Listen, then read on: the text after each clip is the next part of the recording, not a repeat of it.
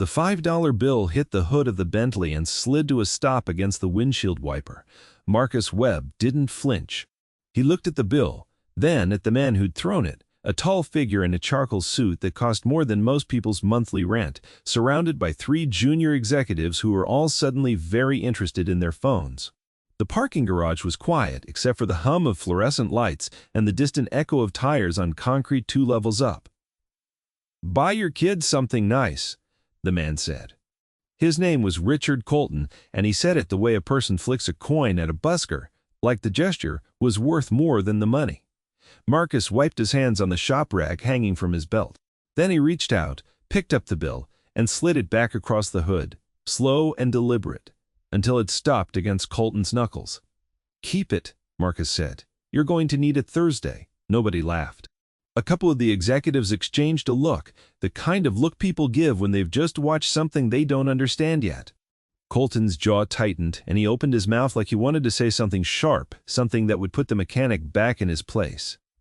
But nothing came out. He just stared at the folded bill in his hand, then at Marcus's back, as the man turned and walked toward the next car on his list, a black S-Class, with a coolant leak that had been reported 3 times and ignored twice. If you've ever been talked down to by somebody who thought their money made them smarter than you, somebody who thought a title on a door meant they understood things they'd never bothered to learn, then you already know how this feels. Stay with this one until the end, because Thursday comes faster than Richard Colton thought it would, and what happens after is going to feel very, very good. 3 weeks earlier, Marcus Webb's world looked nothing like a corporate parking garage. It looked like a 2-bedroom house on Larkspur Street with a carport he'd converted into a workshop, a coffee maker that ran 20 minutes late every morning because the outlet was faulty and he never got around to fixing it, and a 9-year-old daughter named Etta who ate her cereal standing up because she said sitting down wasted time. She could spend reading. Marcus was 36 years old and had been fixing cars since he was 14, first in his uncle's garage in Ohio, then in the Army as a wheeled vehicle mechanic, then, for the last 11 years, at Hallis Automotive Group, a company that served, among other things, the executive fleet of Colton Dynamics, mid-sized logistics and freight technology firm with offices downtown and a habit of leasing luxury vehicles for its senior leadership. He was good at his job. Not good in the way people say about someone to be polite. Good in the way that made other mechanics quietly ask him to double-check their work before they signed off on it. He didn't guess. He didn't skip steps. If a car came in with a strange noise, he didn't reach for the most common explanation and call it a day. He listened to the noise until he understood it. His daughter thought this was normal. She thought all fathers spent Saturday mornings explaining torque specifications to a 9-year-old who'd asked one innocent question about why bolts had numbers on them. She was patient with him, in the way children are patient with people they trust completely, and he was patient with her in the way people are, patient with the one thing in their life that actually matters. The job that started all of it landed on a Tuesday.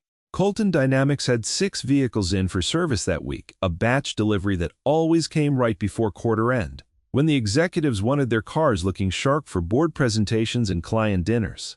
Marcus was assigned 3 of them.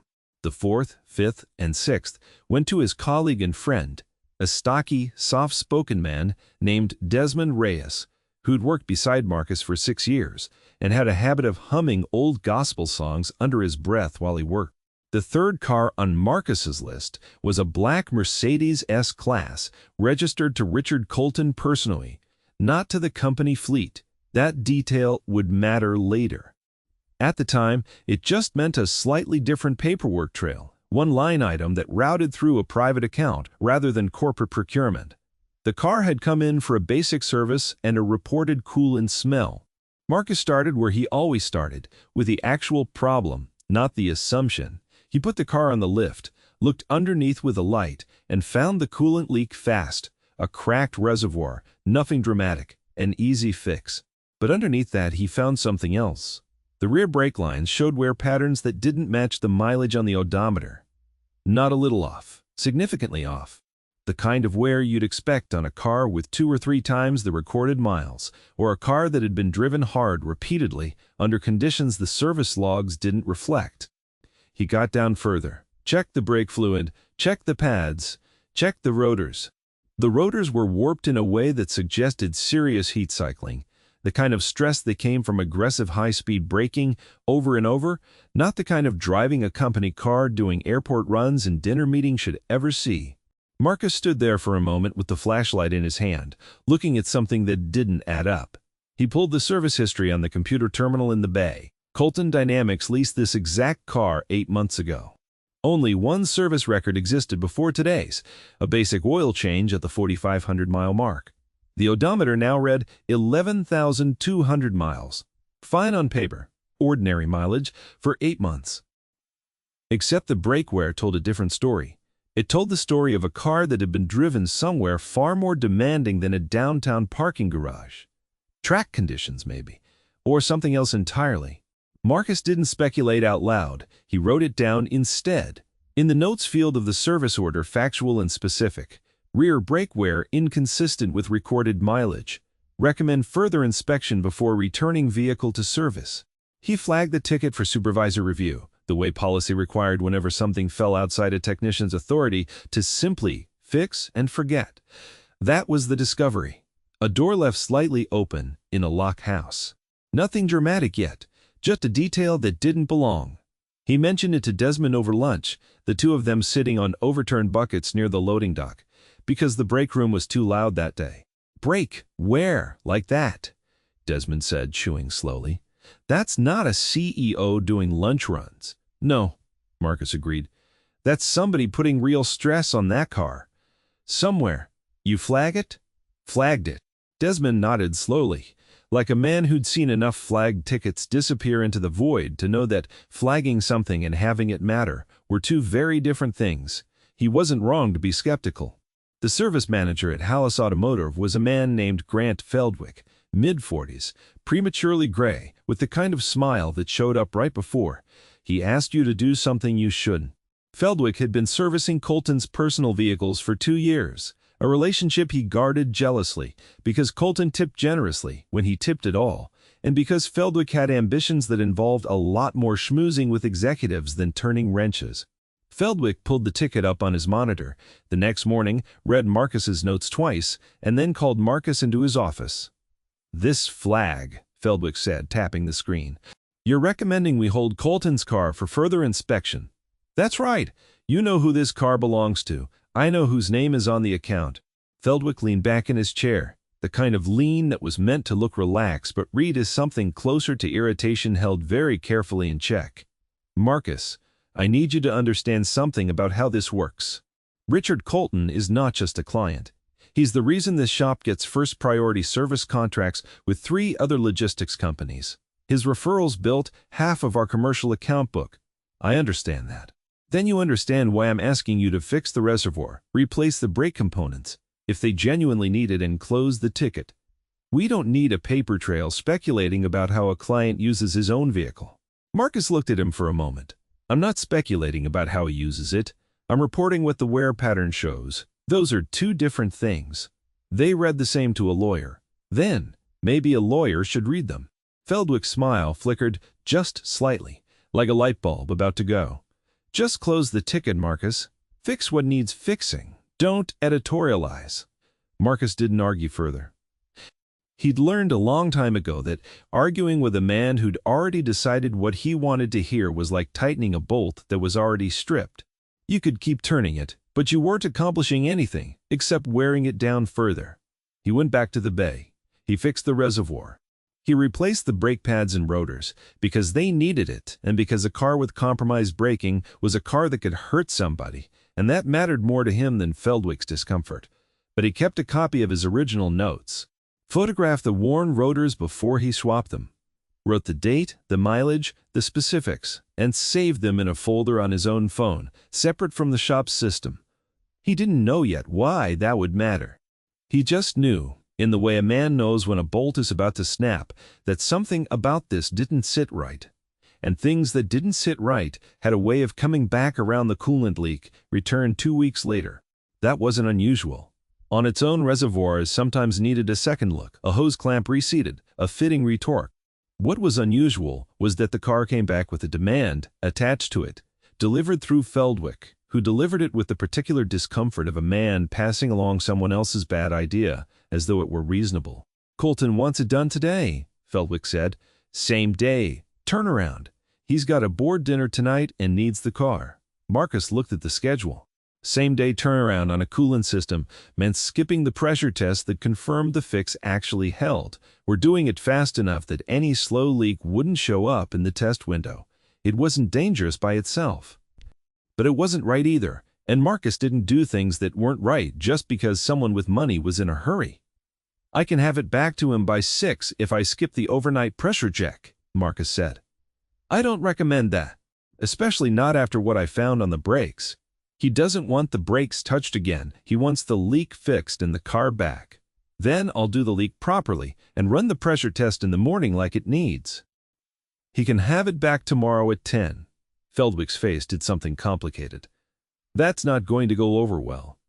"I understand that. But I'm not putting my name on a repair I haven't verified." That was the small, principled stand. Nothing dramatic, no raised voices. Just a man doing his job the way it was supposed to be done, regardless of the inconvenience it caused someone who thought his schedule mattered more than the integrity of a repair. Feldwick relayed the message. Colton was not happy. And that unhappiness, simmering and untouched for 2 weeks, found its outlet in a parking garage on a Thursday morning, when Colton arrived to collect his properly repaired, fully pressure-tested vehicle, and decided that a $5 bill thrown across the hood of his own car was an appropriate way to remind the mechanic who was in charge.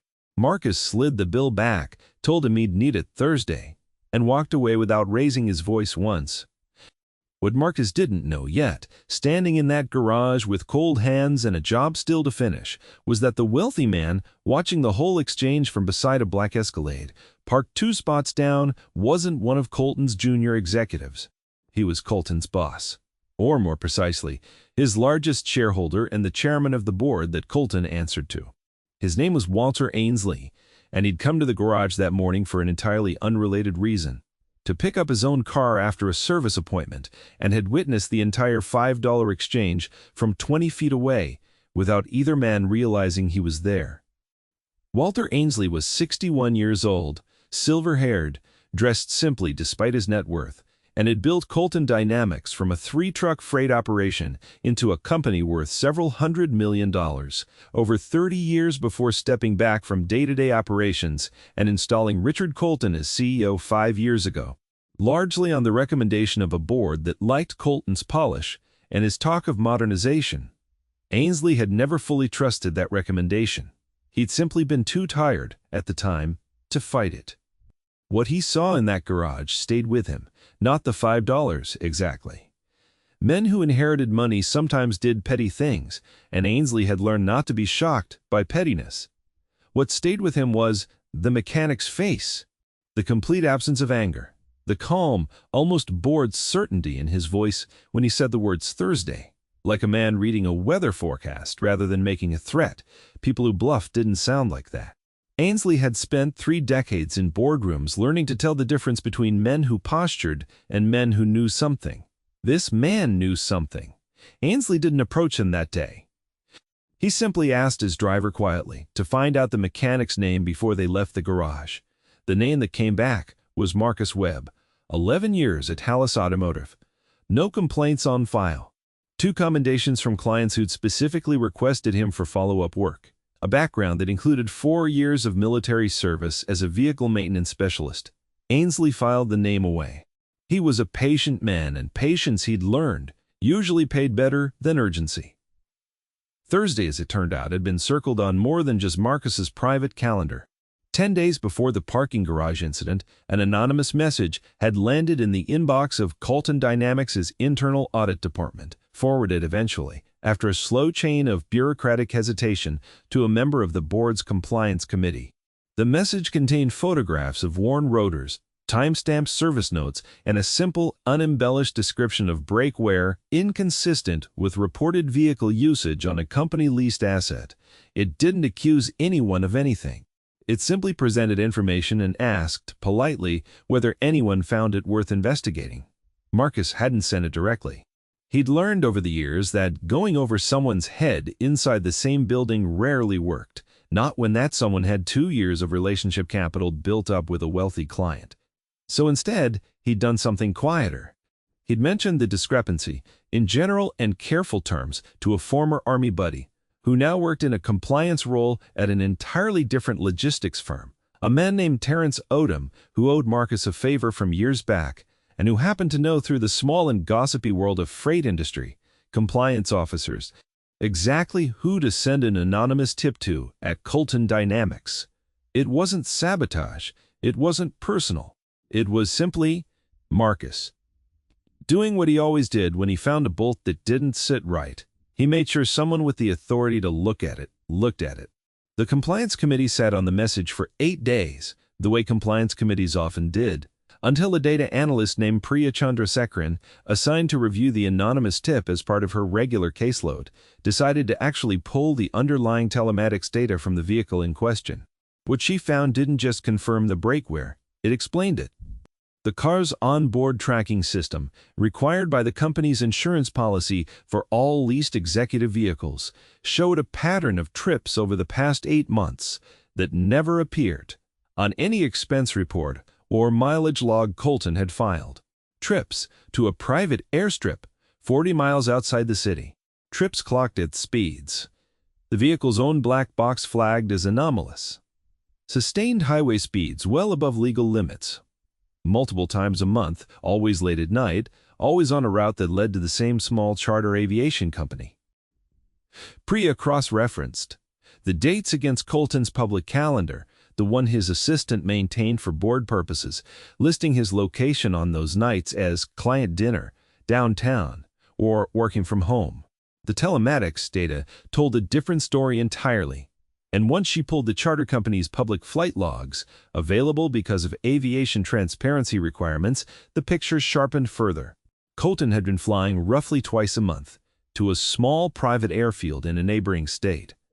But the destination airfield served exactly one significant client, a boutique investment firm called Harrow Bridge Capital, a firm not listed anywhere in Colton Dynamics, disclosed partnerships, vendor relationships, or conflict of interest filings. Priya didn't know yet what the meetings were about, but she knew enough to escalate, and escalate she did, straight to Walter Ainsley's office, bypassing the compliance committee entirely because something about the pattern made her uneasy enough to go over normal channels. Ainsley read the report twice, then a third time. That was his habit with difficult truths. He'd told his assistant once, "You read a hard thing enough times that the shock wears off, and what's left is just information you can use." The information, once the shock wore off, was this.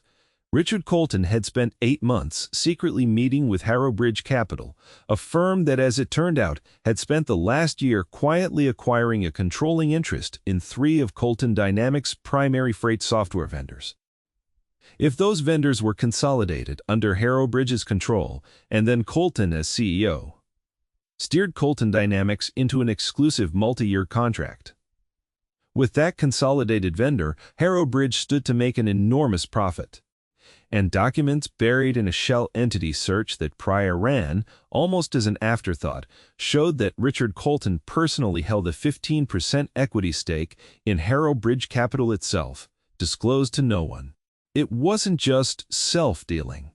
It was self-dealing dressed up as a modernization initiative that Colton had been championing publicly for months, the very initiative he'd used in fact to justify cost-cutting measures across the company, including a proposed reduction in the vehicle service budget that would have shifted maintenance for the executive fleet to a cheaper, less rigorous outside vendor, the same reduction that would have taken Marcus Webb's account away from Hallis Automotive entirely, had it gone through as scheduled the following month. Ainsley sat with the report for a long time in his office that evening. Outside his window, the city had gone the soft orange of early evening, and somewhere out there he knew was a mechanic who'd looked at a car's brakes and seen something nobody else had bothered to see, and had said nothing dramatic about it. Just flagged it, reported it, kept his own quiet copy of the truth in case anyone ever asked. Ainsley decided, sitting there, that someone was going to ask. He didn't go to the board immediately. He went first to Larkspur Street. "You went?" It was a Tuesday evening when Ainsley's car pulled up outside Marcus's house. No driver. This time Ainsley behind the wheel himself, dressed down in a plain jacket that made him look, for the first time in a long while, like an ordinary man rather than the chairman of a several $100 million company. Marcus was in the carport when the car pulled up elbow deep in the engine bay of Desmond's old truck, a personal favor he did most Tuesdays. Etta sat on an overturned crate nearby, doing homework on a clipboard, because she said the kitchen table was too far from where the interesting things happened. Ainsley got out slowly, the way a man does when he's aware he's arriving somewhere he wasn't invited. "Mr. Webb," he said, "my name is Walter Ainsley. I chair the board at Colton Dynamics." Marcus wiped his hands on the rag at his belt. The same unhurried motion he'd used in the parking garage weeks earlier. "I know who you are, Mr. Ainsley. Saw your name on the fleet paperwork more than once. I imagine you did." Ainsley glanced at Etta, who was watching him with the frank, unblinking curiosity of a child sizing up a stranger. "I'm sorry to come by unannounced. I was hoping to ask you some questions about a service ticket you filed a few weeks back." Marcus set the wrench down on the fender, carefully, the way he set down every tool. "The brake? Where? On Colton's Mercedes?" "Yes, I filed that ticket the way it's supposed to be filed. Documented to where, flagged it for review, recommended further inspection. My supervisor told me to close it out and stop editorializing." "I know," Ainsley said. "I've read the ticket. I've also read a report that took that ticket a lot more seriously than your supervisor did." Marcus didn't say anything to that. He just watched Ainsley's face, the way he watched an engine when he was listening for a sound underneath a sound. "I think you know more than what's in that ticket," Ainsley said. "I think you saw wear patterns that told you a story, and you didn't put the whole story in writing, because you understood, correctly, that speculation wasn't your job. But I'd like to hear the story anyway. Off the record, if that's what it takes." Marcus glanced at Etta. She'd stopped pretending to do homework and was watching both of them now, quiet as a held breath. "Etta," Marcus said gently, "go on inside and start dinner, heating up. I'll be in shortly." She went, not without one last look at the silver-haired stranger, standing in her driveway, filing him away the way children file away everything, for later. Marcus turned back to Ainsley. That car was doing something more than airport runs and dinner meetings. Rotor wear like that comes from sustained hard braking at speed, repeatedly over months. Somebody was pushing that car in conditions it wasn't built for, on a CEO's schedule. I don't know where, I don't know why, I just know what the metal told me. "The metal told you the truth," Ainsley said quietly. "Turns out there's a private airfield 40 miles out. That car's been driving to twice a month for 8 months. Turns out the man at the other end of those trips has been buying up our software vendors through a shell company he personally profits from." Marcus's expression didn't change much, but something in his shoulders settled, the particular stillness of a man who's just heard confirmation of something he already suspected and had decided a long time ago not to be surprised by. "That why my account was getting cut next month?" Marcus asked. "The service budget reduction Feldwick mentioned?" Ainsley's jaw tightened. "You knew about that?" "Feldwick mentioned it in passing. Said corporate was moving toward a cheaper vendor for executive fleet maintenance. Said it might mean layoffs at the shop. It would have gutted your department," Ainsley said. "Also, Colton could route that contract and about 6 others through vendors his own shell company controlled. He was going to make it look like a modernization win. Cut costs, streamline operations, all the language boards loved to hear. Meanwhile, he'd have been paying himself through the back door on every single contract." Marcus nodded slowly, absorbing it the way he absorbed everything, without drama, just processing. "I'm going to need you at a board meeting," Ainsley said. "Not to accuse anyone, just to tell the truth about what you found, in your own words, the way you found it." Marcus was quiet for a moment. "I've got a 9-year-old inside who needs dinner and help with a book report due Friday. I understand that. I'm not walking away from that for a board meeting." "I'm not asking you to walk away from anything," Ainsley said. "I'm asking for one morning, and I'll make sure it doesn't cost you your job, your account, or your evening plans ever again." Marcus studied him for a long moment, the way he studied an engine, before deciding whether a noise was serious or just noise. Then he nodded. One morning he said, "Then I've got a book report to help with." The board meeting was scheduled for the following Monday in a glass-walled conference room on the 18th floor of the Colton Dynamics headquarters, a room Marcus had never once set foot in during his 11 years of servicing the company's vehicles. Richard Colton didn't know, walking in that morning, that anything unusual was on the agenda. He'd been told it was a quarterly infrastructure review, a discussion of the modernization initiative he'd spent months building support for. He arrived with a slide deck, a confident posture, and the easy smile of a man who'd never once considered that the ground beneath him might not be solid. He began his presentation exactly the way Ainsley had expected him to. Talk of efficiency, talk of streamlined vendor relationships, talk of a bold new partnership structure that would reduce operational costs by nearly 20% within 18 months. He gestured at charts. He used the word synergy twice, without a trace of irony. "This is the direction this company needs," Colton said, standing at the head of the table. "If we want to remain competitive in a market that's consolidating faster than any of us expected." "Consolidating," Ainsley repeated, from his seat near the far end of the table. "That's an interesting choice of word, Richard." Colton smiled, the easy, practiced smile of a man used to compliments disguised as questions. "It is the market reality, Walter." "It's also," Ainsley said, "the exact word Harrow Bridge Capital, used in their internal acquisition memo, describing their strategy for consolidating ownership of our 3 primary software vendors." The room went very quiet. Colton's smile didn't disappear immediately. It just went a little rigid, the way a bridge looks the moment before an engineer realizes the load calculations were wrong. "I'm not sure I follow." "I think you follow perfectly well," Ainsley said. He nodded toward the door, where his assistant opened it to admit 2 people. Priya Chandrasekaran, carrying a laptop and a folder of printed documents, and Marcus Webb, dressed in a plain button-down shirt, standing with the same calm posture he'd had in the parking garage. A ripple went through the room, a dozen executives shifting in their seats, glancing at each other, trying to understand what a mechanic was doing in a boardroom. "Some of you," Ainsley said, "may recognize Mr. Webb. He services several of our executive vehicles. 3 weeks ago, he found something in the brake components of Richard's personal Mercedes that didn't match the reported mileage. He documented it properly, flagged it for review, and was told by his supervisor to close the ticket without further comment." Colton's eyes flicked toward Marcus, and something passed across his face. Recognition, and beneath the recognition, the first flicker of real fear. "Mr. Webb," Ainsley said, "would you describe what you found?" Marcus stepped forward unhurried and set a folder on the table.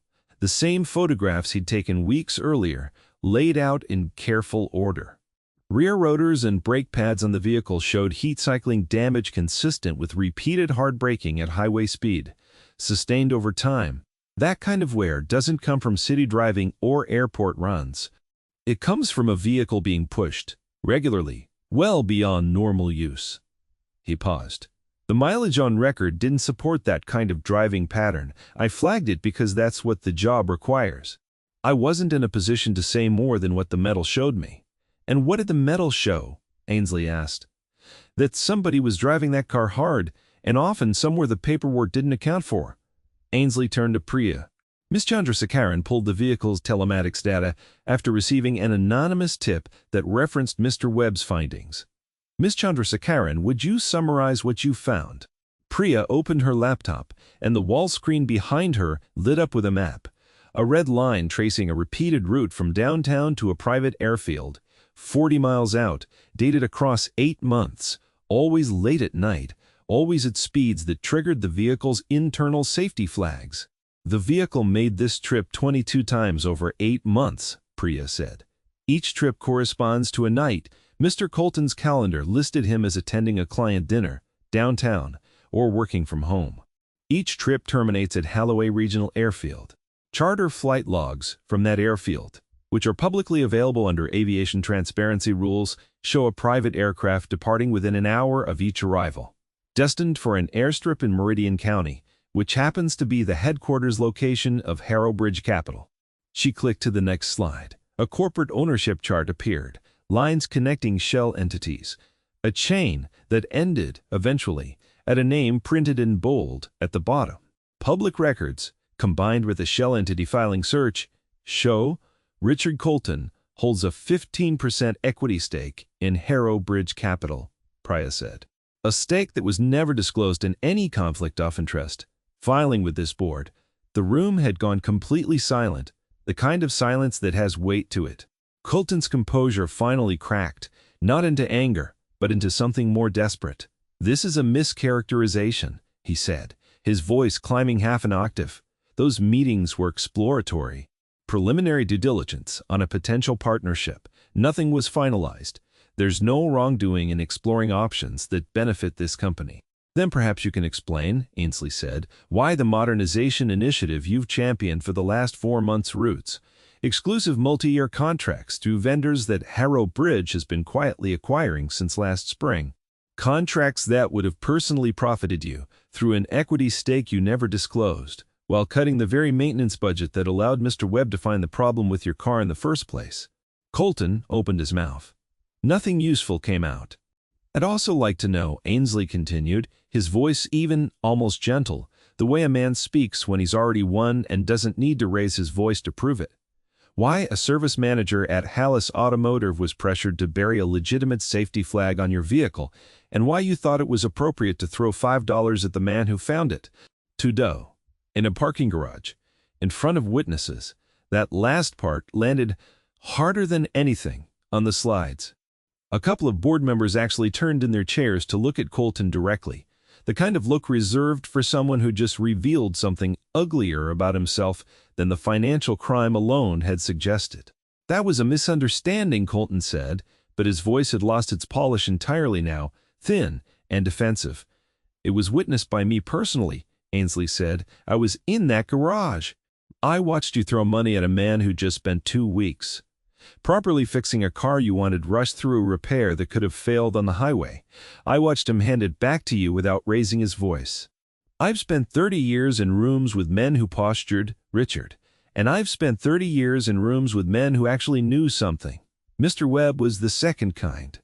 You, it turns out, have only ever been the first." The vote to suspend Colton, pending a full independent investigation, took 11 minutes.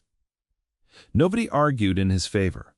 2 board members, who might have in other circumstances spoken up for a fellow executive, instead sat quietly with their hands folded, doing the math on how close they'd come to being associated with a fraud this size. Colton was escorted from the building that same afternoon by building security, his badge deactivated before he even reached the lobby. The financial press picked up the story within days, once the Securities and Exchange Commission opened its own inquiry into the Harrow Bridge holdings. Colton Dynamics stock dipped briefly on the news, then recovered within a month. Once Ainsley, stepping back into an interim operational role, made clear the company's core business remained sound, the rot had been isolated and cut out. Feldwick, the service manager, was terminated separately. 2 weeks later, once an internal review at Hallis Automotive confirmed he'd suppressed at least one other safety flag in the preceding year in order to keep a difficult client happy. He didn't fight the decision. There wasn't much to fight. Marcus went back to work the following Tuesday like nothing had happened, because that was who he was. He fixed the transmission on a delivery van in the morning and diagnosed an electrical short on a sedan in the afternoon, and when Desmond asked him, over lunch on the overturned buckets, how the whole board meeting business had gone, Marcus just shrugged and said, "Told the truth." Went home after. 3 weeks later, Walter Ainsley came to the shop in person, not the boardroom, not Larkspur Street this time, but the shop itself, walking past the front counter and back into the bay where Marcus was elbow-deep in an oil change, and waited until Marcus noticed him, rather than interrupting. "Mr. Webb," Ainsley said, once Marcus had wiped his hands, "I've got an offer for you." "I heard there might be one coming." "Director of Fleet Integrity and Vehicle Safety Compliance," Ainsley said. "A newly created position, reporting directly to the board, not to any operational executive. Full authority to inspect, Flag and halt any vehicle service or vendor decision across the company if you believe safety or integrity is being compromised. Salary, that would let you retire the mortgage on Larkspur Street inside 3 years if you wanted. Marcus considered this for a long moment. Sounds like a desk job. It could be, if you wanted it to be. I don't want a desk job. I want to still be able to put my hands on an engine when something doesn't sound right. And I've got a 9-year-old who needs picking up from school most days at 3:15. And I'm not interested in a job that makes me choose between that and a paycheck. Ainsley smiled, the first genuinely warm expression Marcus had seen on him. Then, let's build the job around that instead of around a title. Half your time on the floor, wherever you're needed most across our vendor network. Half your time with actual authority to investigate anything that looks like this. Your hours, structured around your daughter's schedule, non-negotiable in writing. Marcus looked at him for a long moment, then extended his hand. I can work with that. They shook on it, right there in the bay, grease and grit on one man's hand, 30 years of boardrooms on the other, and something in that handshake settled a debt that had been sitting unpaid in that parking garage weeks before.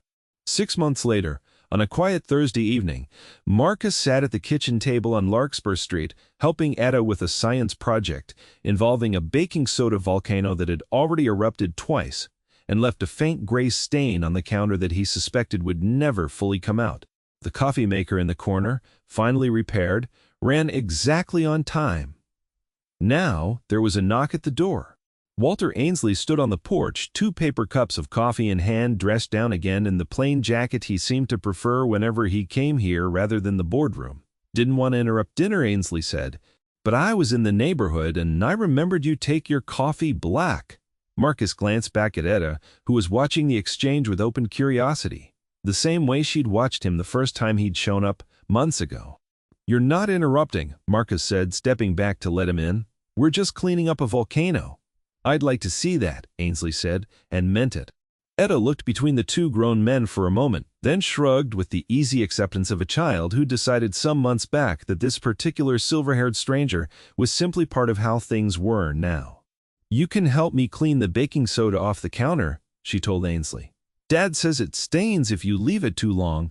Ainsley set the coffee cups down and rolled up his sleeves, the chairman of a several $100 million logistics company getting down on one knee to scrub baking soda residue off a kitchen counter in a modest house on Larkspur Street. While Marcus watched from the doorway with the particular quiet satisfaction of a man who'd never needed to raise his voice to be right, and who had in the end gotten exactly what integrity was always supposed to earn him. Some men threw $5 across the hood of a car because they thought money was the only currency worth respecting. Marcus Webb had spent his whole life proving otherwise, one honest bolt at a time, and the world, slowly, had finally caught up to what he'd known all along.